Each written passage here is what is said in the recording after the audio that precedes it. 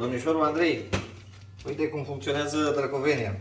Aparatul de vidat. Vidăm tobă. Punga de vidat e sigilată la un cap, am lipit-o, da? Frumos. Asta e tigaia. Și uite, e punga, o pui aici, că aici are compresorul care suge, bam bam. Și tăvița de, el cred că suge până asta pe aici, cred, în ce dau seama. Se închide Dracovenia, deci trebuie să fie asta pus aici, îl închizi frumos, să fie el pe compresor. Face click în ambele părți.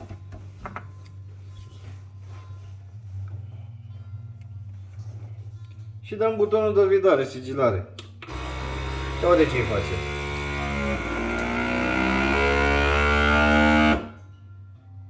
Când a făcut frup, așteptăm să licăre astea să termine. Sunt roșii acum, licăre, să sting, înseamnă că s-a terminat și sigilarea.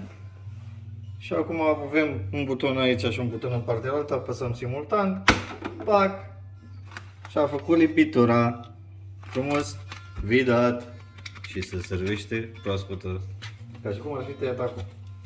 Șmecherie, nu?